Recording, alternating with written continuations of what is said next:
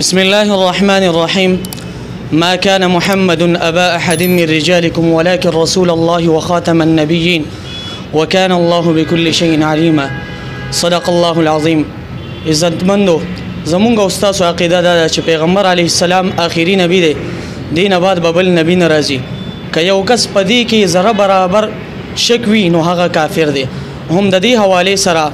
نن با جمعیت علماء اسلام تحصیل په بی امیر جناب سید محب الله شاه صاحب نه انټرویو هم د دې حواله سره الو چې مونږ ناظرین ته د دې حواله سره اپډیټس ورکي ختم نبوت حواله سره. جی بسم الله الرحمن الرحیم. تاسو انتهایی شکریا ادا کوم چې تاسو د ختم نبوت په حواله سره داسې پروګرامات شروع کړل،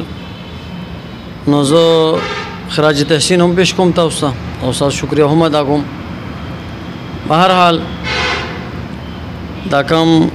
د سوشل میډیا په حواله سره دا کوم پروګرام د تاسو او د کې دا تاسو کوم منظم سیستم شروع کړی دی،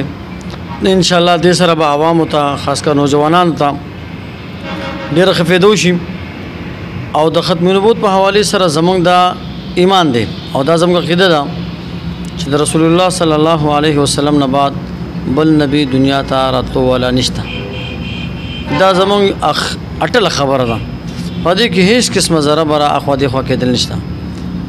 نو اوس که موږ د پاکستان او هندوستان د خپل وطن په حواله سره خبرو کوو یا د دنیا په حواله سره کوو، نو داسې که زمان او دروغجن به راځي او بیا بالخصوص په دې وخت سره قادیانان چې کوم دی یو ډېره لویه فتنه ده. خدا د الله کرم دی او د علماء دیوبند او د جمعیت علماء اسلام د اکابرینو برکت دی او د جمعیت علماء برکت دی چې په هر وخت کې د داسې ظالمانو مخنیوي کړې ده. نو زه دا ویل غواړم چې دا پروګرام څوک ګوري چې هر هغه کس په دې بنیاد باندې ځان پوهېږي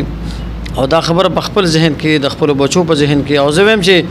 چا سره څومره متعلقین دي، که د سکول په حواله سره دی، که هغه د مدرسې په حواله سره دی، که هغه د یو شاګرد او د استاد په حواله سره دی، که هغه د یو ملازم او د آقا په حواله سره دی، د هر ماتخت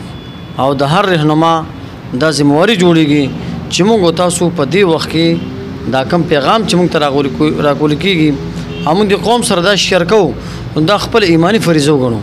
او که چېرې موږ تاسو د دې اشاعت ونه کو، دا خبر مو هایلایټ نه کا، دا مو خلکو ته ښکاره نه کا او څرګنده نه کا، او د خلکو په ذهنونو مو کې د ختم نبوت هغه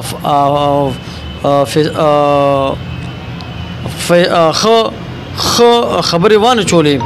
او په دې او دغه شان که موږ دا خلک خبردار نه کړو نو الله دې نه کړي دې به وي ځان ته وایي به مسلمان، خو د ده په ذهنونو کې بیا هغه اشکال لازم. د دې دپاره زه وایم چې تاسو په دې حوالې سره د دې خپل پروګرام نه بلکې زه دا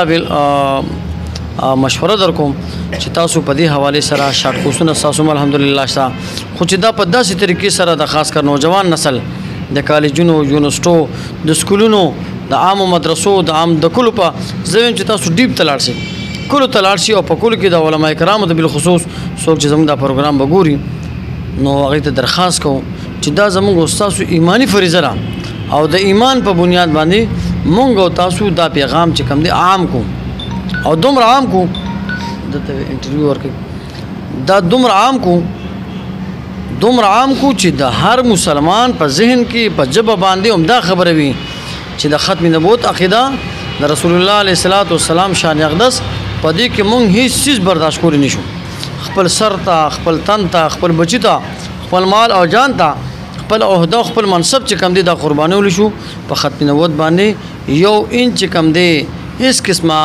کرخه راښکلو ته موږ تیار نه. نو دې حوالې سره زه به تاسو ته ویم لکه څنګه چې جمعیت علما په خپل میدان کې کار کړی دی او کوي قوانینو حوالې سره، لکه 1974 کې تحریک چلېدو، دغه شان 1951-52 کې تحریک چلېدو، په هغې کې عطا الله شاه بخاري صاحب رحمه الله د هغې چې کوم قربانیانې دي هغې عوامو کې چې کوم دا وایرنس پیدا کو، دا شعور پیدا کو د ختم نبوت په حوالې سره.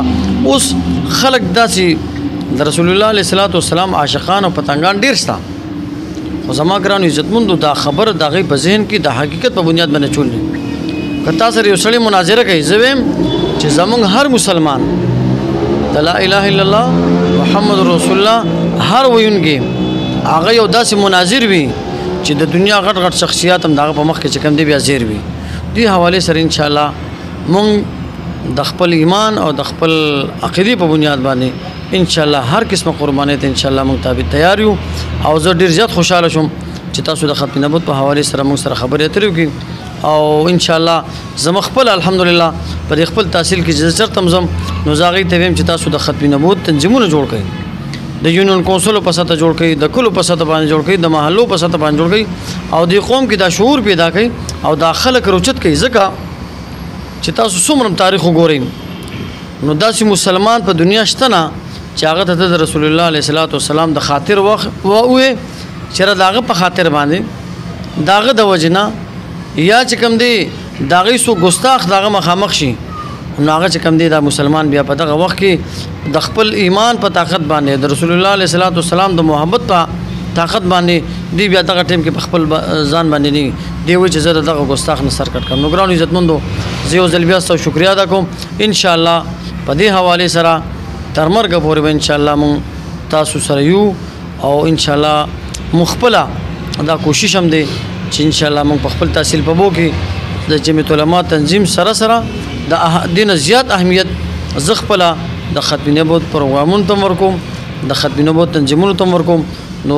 کوم مشران چې زموږ په ضلع کې دي الحمدلله زه یې سره په رابطه کې یم. مونږ اوس کوشش دا شروع کړی دی چې مونږ په ښکته لیول نه دا سیسټم شروع کړو